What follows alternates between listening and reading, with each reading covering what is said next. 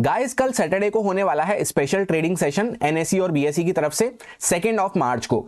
Disaster recovery site की testing के लिए ये किया जा रहा है, जहां पे डिजास्टर रिकवरी साइट कुछ ऐसी होती है जहां पे अभी हमारी जो प्राइमरी नॉर्मल साइट है उस पर जैसा कि ट्रेडर्स का लोड काफी ज्यादा बढ़ता जा रहा है, स्टॉक मार्केट में काफी सारे लोग जुड़ने लग गए हैं।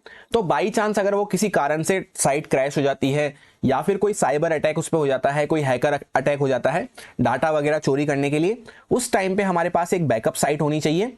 जैसे फॉर एग्जांपल हमारे पास कार होती है, वहां पे उसमें कार में 4 टायर होते हैं हमारे पास, पर बाई चांस अगर कोई टायर वहां पे खराब हो जाए तो उसके लिए हम कार में स्टेपनी रखते हैं।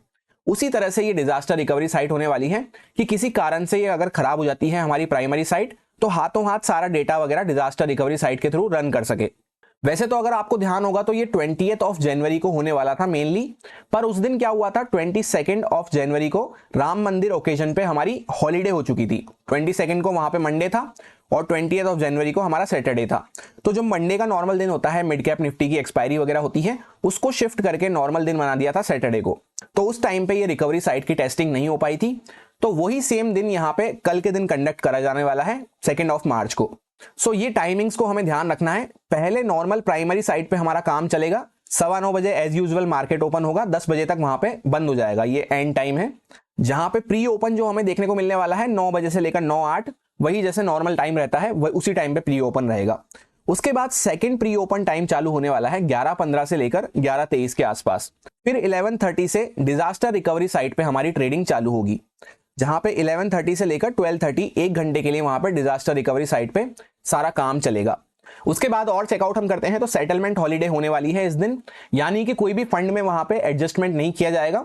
बैंक हॉलीडे रहती है जैसे नॉर्मली, अभी जैसे 19 फेब को हमें देखने को मिली थी, जब शिवाजी महाराज जयंती हमें देखने को मिली थी 19 फेब को, तो उस दिन भी सेटलमेंट हॉलीडे थी। जिस भी दिन बैंक की हॉलीडे रहती है तो वहां पे सेटलमेंट हॉलीडे हमें देखने को मिलती है, वैसा ही यहाँ पे कल भी होने वाला है। बाकी डिटेल में आप सारे पॉइंट्स को यहां से पढ़ सकते हैं पॉज करके। बाकी ये सारा इंपॉर्टेंट इंफॉर्मेशन भी आप यहां से पढ़ सकते हैं कि 5% लोअर प्राइस बैंड रखा जाएगा सारे स्टॉक्स के लिए। इस टाइप से यहां पे कुछ और इंफॉर्मेशन लिखी हुई है, उसको आप पॉज करके पढ़ सकते हैं। सबसे इंपॉर्टेंट बस हमारे लिए टाइमिंग वाली बात हो जाती है, बाकी सब इतना कोई इंपॉर्टेंट नहीं है वहां पे। अब जैसा कि इतने डिस्कशन से आपको ये बात समझ में आ गई होगी कि ये कोई नॉर्मल सेशन नहीं होने वाला है, वहां पे टेस्टिंग के लिए सेशन होने वाला है। तो सबसे पहले तो हो सकता है कि वॉल्यूम्स हमें वहां पे कम देखने को मिले, उसी के साथ मैं भी कोई उतना अग्रेसिव होकर वहां पे प्लान करने में इंटरेस्टेड नहीं हूं, क्योंकि जैसा कि टेस्टिंग जब चलती है तो वहां पे कुछ भी खराबी आ सकती है, कोई भी टेक्निकल इशू आ सकता है। वैसे तो छोटा सा सेशन होने वाला है, फिर भी एक नजर हम प्राइस पर डाल लेते हैं जिससे हमें आइडिया लग जाए कि कल का प्राइस किस तरह से रिएक्ट कर सकता है। फिर डिटेल में हम वीकेंड पे दोनों स्टडी करने वाले हैं, निफ्टी 50 और बैंक निफ्टी को। सबसे पहले यहाँ पे निफ्टी 50 का चार्ट हम चेकआउट करते हैं तो आपको देखने को मिलेगा इस ट्रेंड लाइन की जिसकी हम बात करते हुए आ रहे थे, उसी पे हमने डोजी कैंडल बनाई थी कल। यहाँ पे मार्केट फ्लैट से हल्का सा गैप अप खुलता हुआ नजर आया, जैसा कल हमने बात भी करी थी कि एडजस्टेड क्लोजिंग प्राइस हमें थोड़ा नीचे देखने को मिल रही थी, वहां से हल्की सी गैप अप ओपनिंग हुई थी। उसके बाद गैप अप होने के बाद फर्स्ट टिक के साथ ही मार्केट ऊपर भगता रहा और हर लेवल के आसपास हमें वहां पे बाइंग होती हुई नजर आई। जैसा हमने बात भी करा था कि अगर मार्केट यहाँ पे 22,222 के ऊपर जाना चालू करता है तो वापस से यहाँ पे बायर्स के मन में स्ट्रेंथ आ जाएगी और प्राइस में हमें एक स्ट्रेंथ दिखना चालू हो जाएगी। इसके ऊपर अच्छा खासा मोमेंटम हमें देखने को मिल सकता है। मार्केट गैप अप खुलने के बाद भी कंटिन्यू भगता रहा और इस लेवल के ऊपर निकलने के बाद भी काफी अच्छा मोमेंटम हमें देखने को मिला, जहां पे हाई हमारा लगा हुआ है 22,353 के आसपास। अब ये हमारा ऑल टाइम हाई होने वाला है, फ्रेश ऑल टाइम हाई। तो इस लेवल के ऊपर भी मार्केट ने काफी अच्छा मूव किया 100-120 पॉइंट के आसपास। तो सिंपली हमारा बाइंग साइड पे प्लान रहना चाहिए जब तक कोई वीकनेस का साइन हमें देखने को नहीं मिलता है या फिर कोई बायर्स वगैरह के स्टॉप लॉस नहीं मिलते हैं टारगेट करने को। इस लेवल के आसपास अगर आप चेकआउट करेंगे तो यहाँ पे एक प्रॉपर ट्रेंड लाइन चलती हुई आ रही है, यहाँ पे जाके हम थोड़ा सा रेजिस्टेंस वगैरह फेस कर सकते हैं, थोड़ा सा रुक सकते हैं, नए स्टॉप लॉस वगैरह क्रिएट कर सकता है मार्केट। थोड़े जो बायर्स वगैरह यहाँ से बैठे हैं वो थोड़े से अपनी पोजीशन को हल्का करते हुए नजर आ सकते हैं। ये इस तरह से यहाँ पे पूरा एक चैनल बनता हुआ जा रहा है। सो इसके नीचे कुछ ब्रेकडाउन होगा तभी वीकनेस का साइन मिलेगा, जब तक ऐसा नहीं होता है सिंपली हमें ट्रेंड को राइड करते हुए चलना है। जहां पे भी कोई अच्छी डिप वगैरह हमें मिलती है, थोड़ा कंसोलिडेशन वगैरह होकर मार्केट ब्रेकआउट कर रहा है, हम कंटिन्यूएशन में प्लान कर सकते हैं। कल वैसे भी एक एबनॉर्मल सेशन होने वाला है, तो इस लेवल के आसपास आके मार्केट थोड़ा सा अपने आप को होल्ड कर सकता है, थोड़ा सा कंसोलिडेशन, थोड़ा सा चॉपीनेस हमें देखने को मिल सकती है। और वैसे भी आज के दिन काफी बड़ा मोमेंटम यहाँ पे होता हुआ नजर आया है, तो कल के दिन कोई बहुत बड़ा वापस से मोमेंटम हो जाए उसके लिए तो मैं प्लान नहीं कर रहा हूं। माइंडसेट मेरा ट्रेंड के साथ ही रहेगा, बाइंग साइड पे कोई भी अच्छी अपॉर्चुनिटी मिलती है तो उस जगह पे मैं बाइंग करने की कोशिश करूंगा। अब हम लोग आ चुके हैं निफ्टी बैंक के चार्ट पे, वन डे टाइम फ्रेम पे। यहाँ पे हम इसको देखते हैं तो कल जैसा हमने डिस्कस किया था कि ये हमारा एक इंपॉर्टेंट लेवल है जिस पे पहले भी मार्केट कई बार सपोर्ट रेजिस्टेंस यहाँ पे फेस करता हुआ इस तरह से चला है। अभी एग्जैक्टली उसी लेवल के आसपास हमने सपोर्ट लेके ऊपर अच्छा बाउंस करना चालू करा है। यही हमारा फिबोनाची रिट्रेसमेंट का 0.618 लेवल था एग्जैक्टली। इस तरह से आप यहाँ पे प्राइस एक्शन को चेकआउट करेंगे तो कल हमने डिस्कस भी करा था कि यहाँ पे एक flag and pole type of structure बनता हुआ जा रहा है। उसके ऊपर भी हम ब्रेकआउट करके यहाँ पे क्लोजिंग करना स्टार्ट कर दिए हैं काफी स्ट्रॉन्ग कैंडल के साथ। तो प्लान हमारा बाइंग साइड पे ही रहना चाहिए, जहां पे भी कोई अच्छी अपॉर्चुनिटी मिलती है माइंडसेट हमारा बाइंग साइड पे ही रहना चाहिए। जिस तरह से प्राइस ने यहाँ पे अच्छा खासा अप मूव दिखा के उसके बाद यहाँ पे अच्छे से कंसोलिडेट करके फ्लैग एंड पोल बना के इसका ब्रेकआउट करके वापस से ऊपर निकला है, तो ये गैप भी हमें फिल होता हुआ नजर आ सकता है। कल के दिन तो वैसे एक एबनॉर्मल सेशन है, तो कल के दिन का कहना मुश्किल है, पर आने वाले दिनों में ये हमें फिल होता हुआ नजर आ सकता है।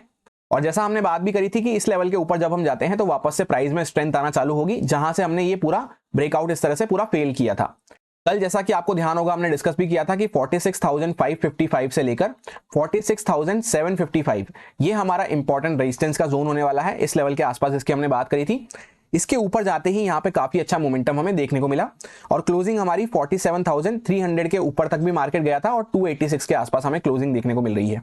तो अब यहाँ पे सिंपल सा स्टैंड है कि बाइंग साइड पे हमारा माइंडसेट रहना चाहिए। इस लेवल के ऊपर भी आप चेकआउट करेंगे तो यहाँ पे हमने ब्रेकआउट करना चालू कर दिया है। ये जो इस तरह से ट्रेंड लाइन बनती हुई आ रही थी, कुछ भी कंडीशन बनती है, फॉर एग्जांपल मार्केट कंसोलिडेट कर रहा है, वापस से ब्रेकआउट करता है तो छोटा सा स्टॉप लॉस डाल के बाइंग कर सकते हैं। थोड़ा मार्केट ऊपर निकलता है फिर वापस रिटेस्ट वगैरह करता है, वापस हाई को क्रॉस कर रहा है, तो भी हमारा बाइंग साइड पे माइंडसेट रहना चाहिए। या फिर कोई इनसाइड कैंडल वगैरह हमें देखने को मिलती है, उसका ब्रेकआउट होता है, तो भी हमारा बाइंग साइड पे माइंडसेट रह सकता है। इन कुछ सेटअप्स को हम यूज कर सकते हैं जब तक मार्केट यहाँ पे स्ट्रेंथ में बना हुआ है। और शॉर्ट साइड की तो अभी बात ही नहीं बनती, यहाँ पे वीकनेस का तो अभी कोई साइन हमें देखने को नहीं मिल रहा है। प्रीवियस लोज की भी अपनी मार्केट यहाँ पे रेस्पेक्ट करता हुआ चल रहा है इस तरह से। बस जैसा कि कल एक एबनॉर्मल सेशन होने वाला है हमारा, वो भी काफी कम टाइम के लिए ओपन होगा, तो ज्यादा अग्रेसिव होकर तो कुछ प्लान कर नहीं सकते कल के दिन के लिए। छोटी मोटी क्वांटिटी से हम वहां पे टेस्टिंग कर सकते हैं। कमेंट करके जरूर बताना कि आप लोग कल के सेशन में ट्रेडिंग करने में इंटरेस्टेड हैं या फिर नहीं। अगर नॉर्मली भी हमारी क्वांटिटी कम रहती है, छोटे कैपिटल से हम ट्रेड करते हैं, तो कल के दिन को आराम से अवॉइड कर सकते हैं, क्योंकि टेस्टिंग वाले दिन ऐसे होते हैं इस टाइप के जिसमें वॉल्यूम्स वगैरह नहीं रहती, कुछ भी वहां पे अनएक्सपेक्टेड हो सकता है। ये एकदम शॉर्ट एनालिसिस था, डिटेल एनालिसिस वीकेंड पे अपलोड कर दिया जाएगा दोनों निफ्टी 50 और बैंक निफ्टी का, जहां पे हम फ्यूचर एंड ऑप्शंस का डेटा क्या बोल रहा है हमें उसको भी डिस्कस करने वाले हैं। वैसे भी एक न्यू मंथ स्टार्ट होता हुआ नजर आया है, तो नया मंथ भी किस तरह से परफॉर्म कर सकता है उस बारे में भी हम बात करने वाले हैं। फिलहाल ये एक शॉर्ट एनालिसिस था, बस आपको अपडेट देने के लिए कि कल का मार्केट भी ओपन रहेगा और प्लान हमारा सिंपली यहाँ पे बाइंग साइड पे है, तो एज सच कुछ भी ज्यादा डिस्कस करने को यहाँ पे है नहीं। कोई भी अच्छी कंडीशन मिलती है तो वहां पे हम बाइंग साइड पे फोकस रख सकते हैं। यही मेरा सिंपल सा एनालिसिस बन रहा था दोनों इंडेक्सेस में, जो आपके साथ प्योरली एजुकेशन एक्सपीरियंस पर्पस से शेयर किया गया है, सारे लॉजिक्स एंड रीजंस को एक्सप्लेन करते हुए। अब अगर आपको अच्छा लगा हो, समझ में आया हो, तो आप इसको यूज में ले सकते हैं अपने रिस्क पे, अपने प्रॉपर रिस्क मैनेजमेंट को फॉलो करते हुए, अच्छे से स्टॉप लॉसेस वगैरह को फॉलो करते हुए। Happy disaster recovery site testing. Thank you.